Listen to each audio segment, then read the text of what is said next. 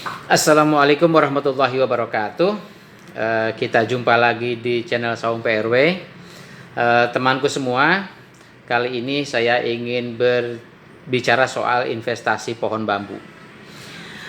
Kalau kita menanam pohon bambu, maka 4-5 tahun ke depan pohon bambu itu tumbuh tidak signifikan. Walaupun kita sudah pupuk, kita sudah siram, namun dia hanya tumbuh mungkin beberapa senti saja, tidak meteran. Apa yang terjadi pada pohon bambu itu? Ternyata pada usia 4-5 tahun itu pohon bambu mengalami pertumbuhan ke bawah.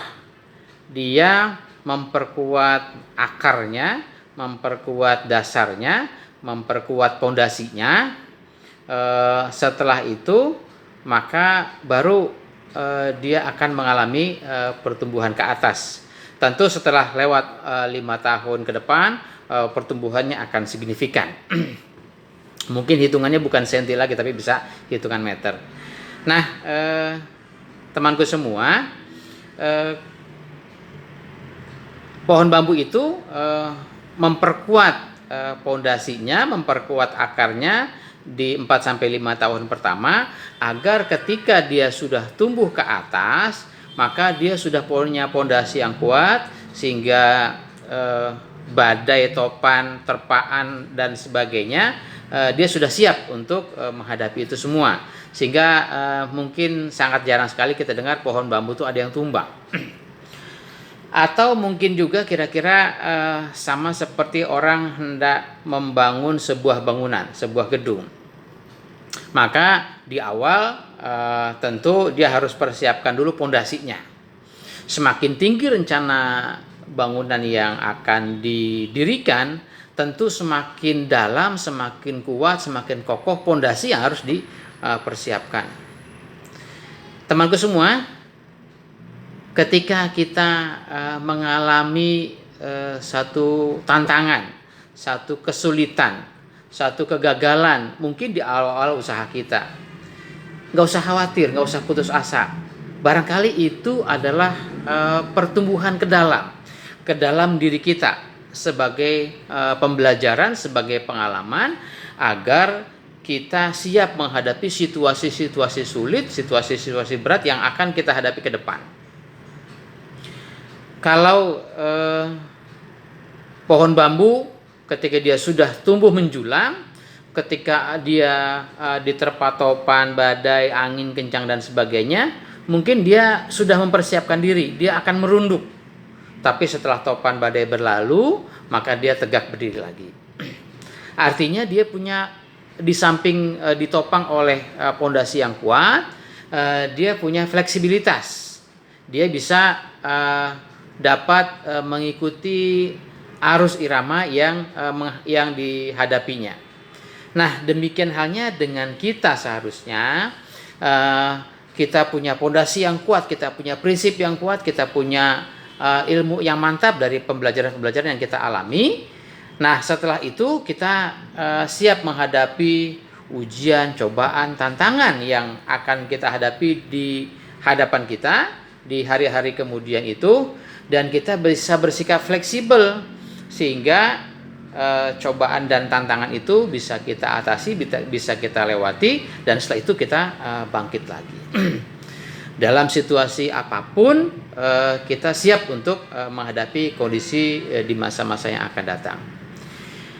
Kalau misalnya ada pengusaha yang berinvestasi, yang menanamkan modalnya, terutama perusahaan-perusahaan besar dengan merek-merek besar, maka di awal itu mereka kadang-kadang suka jor-joran, atau ada yang membahasakan bakar duit.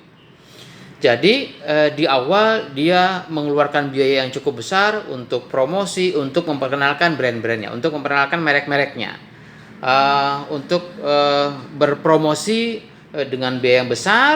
Mungkin hasilnya belum seberapa, tapi setelah mereknya terkenal di masyarakat, maka barulah dia mulai melakukan kegiatan usaha untuk mencari keuntungan. Nah, kita pun juga di awal barangkali di awal-awal pembelajaran kita barangkali banyak menemui kegagalan, banyak menemui ujian. Namun jangan sampai kegagalan itu, ujian itu menjadikan kita patah semangat, menjadikan kita putus asa. Padahal kegagalan, ujian, cobaan di awal itu adalah sebagai sarana pembelajaran kita ke dalam diri kita agar siap mental untuk menghadapi hari-hari ke depan.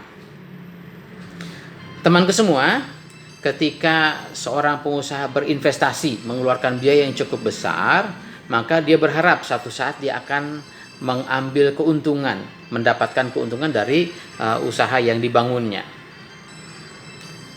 Orang tua kita yang sejak awal, sejak kita kecil sudah berusaha, berjuang, berkorban membesarkan kita dengan segala biaya yang dikorbankannya, dengan segala waktu, pikiran, perasaan dan sebagainya untuk membesarkan putra-putrinya. Orang tua kita sebetulnya sedang berinvestasi kepada kita agar kelak satu saat tumbuh anak-anak ini menjadi generasi yang sehat, yang cerdas, yang bermanfaat buat diri dan keluarga masyarakatnya. Nah, semakin besar biaya yang dikeluarkan, mungkin ukurannya bukan 3-4 tahun. Barangkali mulai dari usia TK, usia SD, usia SMP, usia SMA, sampai bahkan mungkin sarjana, mungkin butuh rentang waktu 20-25 tahun. Orang tua kita berinvestasi tanpa mengenal putus asa, tanpa mengenal lelah. Namun setelah putra-putrinya berhasil, orang tua kita tidak minta imbalan apa-apa. Orang tua kita tidak mengharapkan untungan apa-apa dari investasi terhadap putra-putrinya.